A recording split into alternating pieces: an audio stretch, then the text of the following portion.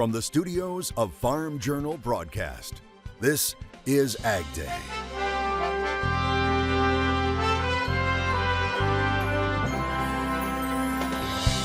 A strange winter in the northern plains, But we are short of moisture in places. as farmers make plans for spring while keeping an eye on the headlines. I think it's headed towards, the United States trying to muscle into some of these different countries and open up markets. We'll have the latest from this year's Northern Corn and Soybean Expo, while ranchers gather in San Antonio. I'm Michelle Rook here at CattleCon 2025, where producers are basking in the glow of record cattle prices, but they're being driven not just by historically tight supplies.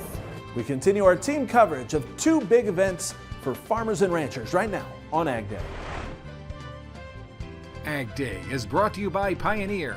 Put Pioneer brand corn's exclusive genetics on your team. Win with higher yields and industry-leading traits. Pioneer brand corn, your best year starts here.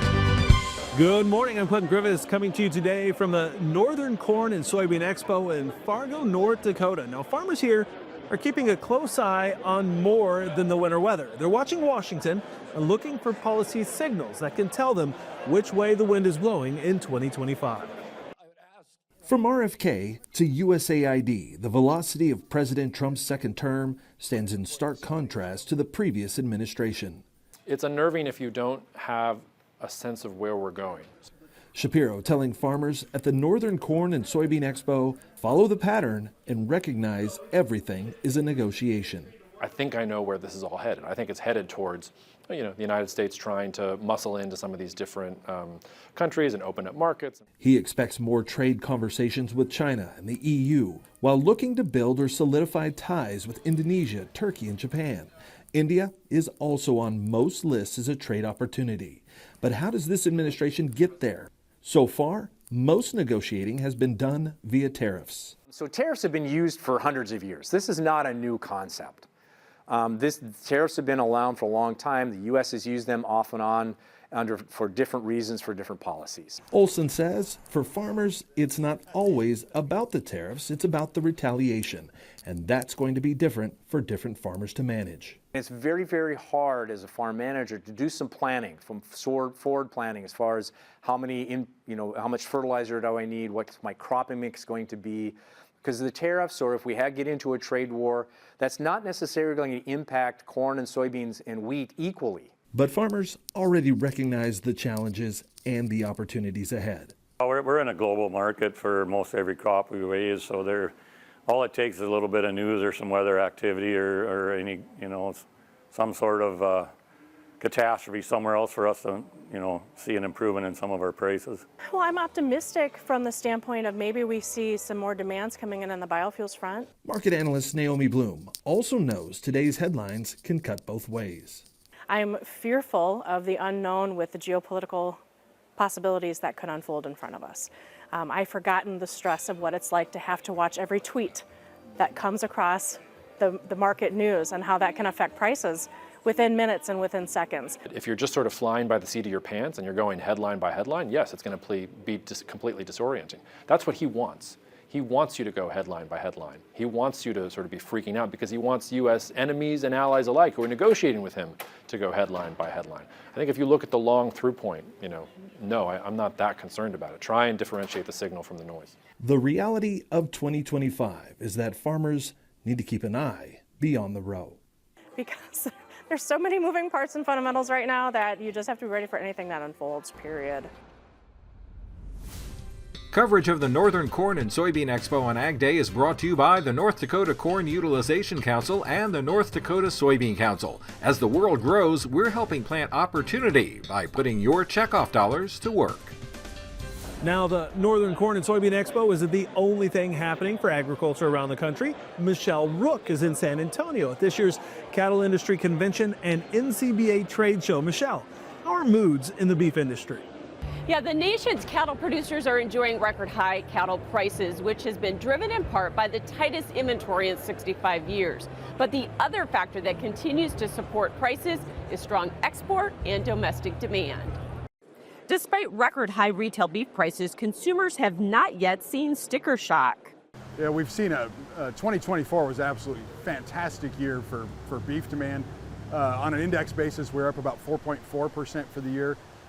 Real per capita deflated spending actually up 5% for the year. He says that's a trend that's been happening since COVID. Beef is outpacing other proteins, and it's not just ground beef. Ground beef probably outpaced cuts a little bit. They were up about 5% in total. Ground beef spending up 9.9% for the year on a real per capita basis. So with growing demand, what kind of cattle numbers are needed to rebuild? Less than you'd think due to heavier weights. So it's going to take about 30.3 million cows, about 2.5 million more cows than we have today, just to keep those per capita supplies. However, export demand has also continued at a near record pace, especially the second half of 2024. We're running about 5 or 6% up right now through 11 months. So our estimate is that we're going to come in around 10.5 billion in sales globally, which would be our second highest year ever. It's a function of improving economies and tourism in Southeast Asia, and despite a strong U.S. dollar. Second half of the year, with the exception of China, the second half of the year switched, and we started to see some momentum. Tourism was driving part of that. And that's added around $420 per head to the value of the beef carcass. And that export pace should continue into 2025. On the beef side, even though forecast is for reduced production, we're looking at steady to slightly down. So call it maybe down 2 to 3% on the volume and value on the beef side globally, which, you know, it could be better than that. And that's all driving a positive outlook for the rest of the year. I'm Michelle Brook reporting for AgDay. Coverage of the 2025 NCBA Cattle Convention on AgDay is brought to you by Alltech. Alltech delivers smarter, more sustainable solutions for agriculture. Our diverse portfolio of products and services improves the health and performance of plants and animals, resulting in better nutrition for all. Snow in single digits blew into Fargo this week, so what is the rest of the country dealing with? Meteorologist Jack Van Meter joins us with the very latest. There's a large low-pressure system that's moving through the Ohio Valley region today. And actually, for some of the more southern communities, we're talking Tennessee and also parts of Kentucky. We are going to be talking about the threat to strong to severe thunderstorms that this system could be cooking up. As we can see all the way from Nashville going towards parts of eastern Kentucky, just have a small risk there. This is actually just a level 1 risk. It's just unusual just for this time of year. This is what is going to be on the table for today. Looking at severe thunderstorms, but most likely just some stronger thunderstorms will be moving through, damaging winds, heavy rain, and we could be seeing some hail development as well. The good news is I'm not going to mention that T word. Of course, we're talking tornadoes, just because it doesn't look like the atmosphere is going to cooperate all that much, which honestly is, of course, good news. And Dylan Biggs of Rocky View County in Alberta, Canada, capturing this amazing owl. The rancher says he was going down Snowy Owl Lane and he found this accommodating owl. She allowed him to take a quick video before flying away. Well, I'll have more in your forecast coming up.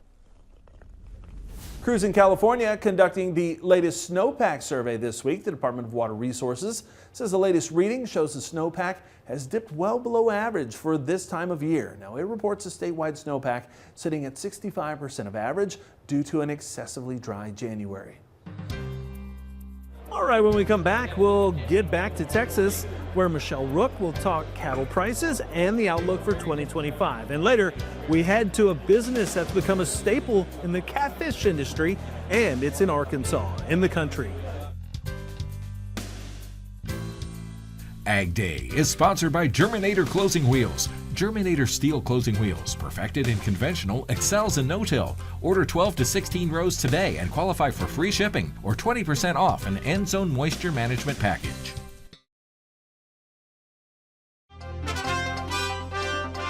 Some earnings news from two big ag companies, starting with CNH. The company reporting full-year sales for last year were down 20% at over $19 billion, while net income was almost $1.3 billion, down 45%. Company leaders are predicting the challenging market conditions will continue through at least the first half of this year. And ADM reporting net earnings of $1.8 billion in 2024. That's down 50%. ADM CEO saying the company faced softer market conditions and policy uncertainty around the world going into 2025. Now, he said the company would take steps to cut costs by up to $750 million over the next 3 to 5 years, adding in order to do that, the company plans to eliminate 600 to 700 positions this year globally. Reuters says the cuts would represent about 1.7% of its workforce. One of the brightest spots in all of agriculture has been the cattle market. Michelle Rook joins us once again from San Antonio with what to expect going forward.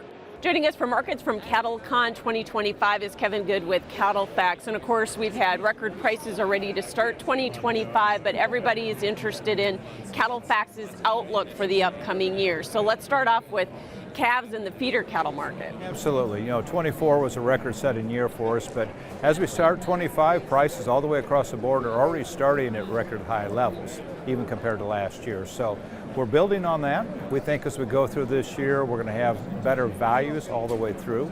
If we start at the calf level, if you take a 5.5 weight steer calf last year that averaged 310, we think the odds are this year that could be a 330 or even a 340 average, so obviously about 10% increase. You take a 7.5 weight feeder steer, last year averaged about 246. We think that could be closer to 270. And you take that to the fed level that last year averaged 187. Right now we would suggest that could be as much as 198. And obviously a big part of this is being driven by record beef demand. We would have the carcass cutout value last year, the composite, averaged about 3. We think it could be closer to 320. And obviously our consumer has blessed us with more dollars being spent. We would have retail prices all fresh going from 8 to 825 this year as we go forward. So strong demand, but we're still looking at some of the tightest inventory in 65 years? We are if we want to look at a head count, but when we look at production because of record heavy carcass weights, last year's a good example. We harvested 1 million less cattle totally. It was all on non-fed cows, but nonetheless, because of higher carcass weights, we had more beef production last year in 24 than 23. This year we think beef production will be down about 2%, driven by tighter harvest levels of both fed and non-fed. Are producers making a profit right now? Oh, absolutely, absolutely.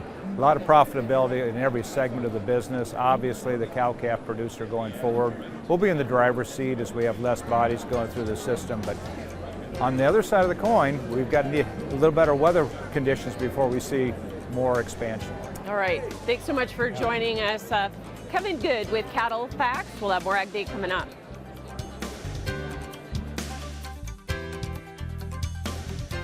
Watch Markets Now with Michelle Rook on the Farm Journal YouTube channel, keeping you updated throughout the day on the markets at the open, midday, and close. Find out what moved the markets today and what to expect the market to do next.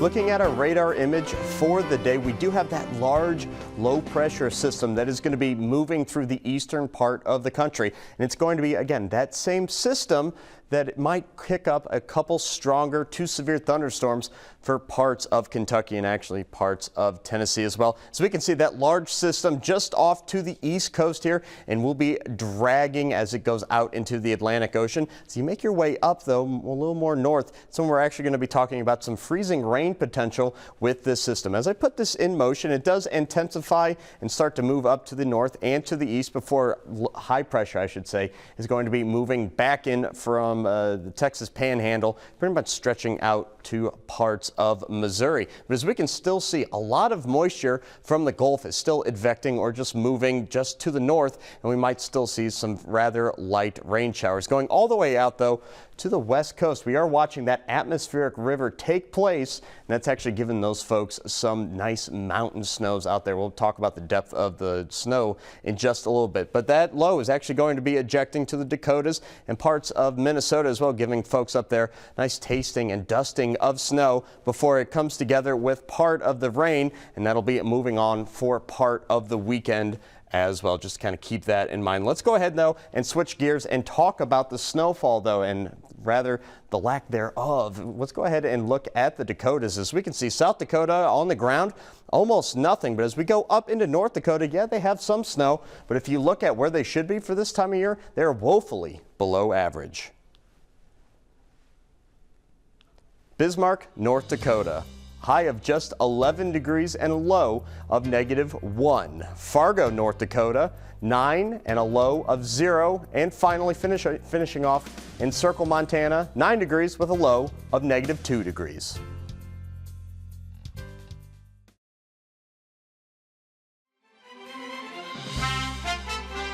Can you believe some of the places in the South that have seen more snow than right here in Fargo this winter? And that has producers here concerned going into spring planting.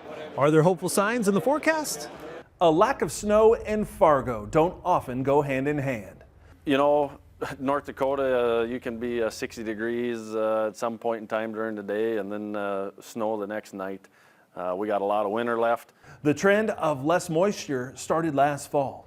So we are very concerned. I think the area of greatest concern would be the northern high plains. We're talking here today from the Red River Valley, but so mainly west of here. You get into western North Dakota, western Dakotas, on into parts of Montana. There is a significant soil moisture shortage, and again, it's due to the fall drought, lack of winter snowfall, and the potential for that dryness continuing on into the growing season.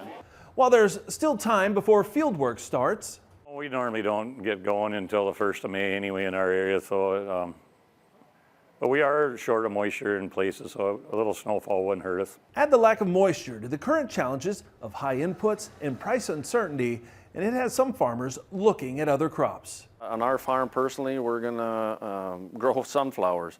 I personally haven't grown them in my career. We have had them on the family farm.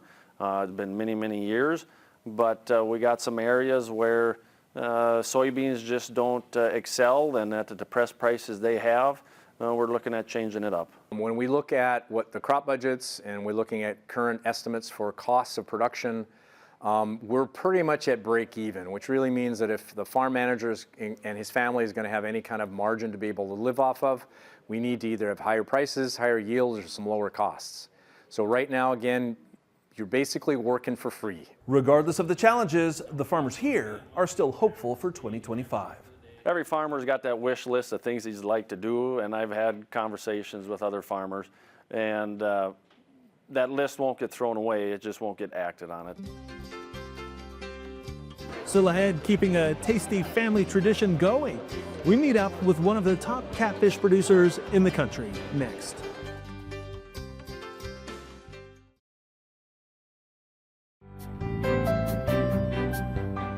From working on a catfish farm to running his own business, Carter Harrison has become a staple in the Arkansas catfish industry.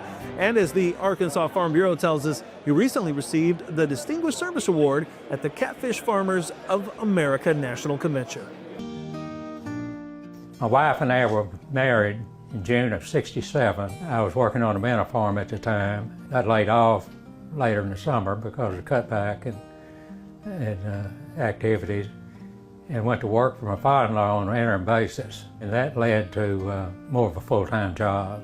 I was managing for him on the farm, so I knew everything that was going on. If there had any problems, I'd take care of it. I worked for him for a few years and broke away and managed a farm in East Arkansas. I was building ponds there.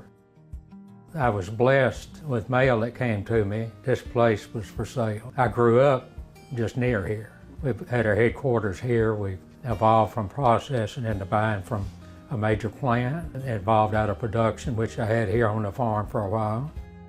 In 1980, I booked a meal for Pine Bluff Chamber of Commerce. It was for 1,000 people. so I borrowed the cookers that we'd been borrowing for years. We'd haul them in and cook in Heston Stadium there in the arena. We're still cooking for the Pine Bluff Chamber. We haven't missed a year. I've cooked from the outhouse to the White House. We were part of a picnic in '93 at the White House. We've cooked for several Senate luncheons. That came about in '85 as an effort to get the senators knowledgeable of the catfish industry and a need for a new facility at the Stuttgart lab. My philosophy is, regardless what you do a really good job, somebody's gonna like it. I like those thumbs up. That's not money I can put in the bank, but it does tell us that we're doing a good job. I feel like I'm an ambassador for the industry. I want a positive experience every time this kitchen rolls out the driveway.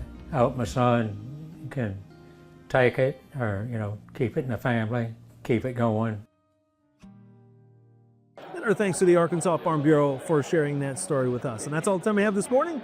Thanks for watching. We'll have more from this year's CattleCon in San Antonio, Texas tomorrow morning on Ag Day. Have a great day.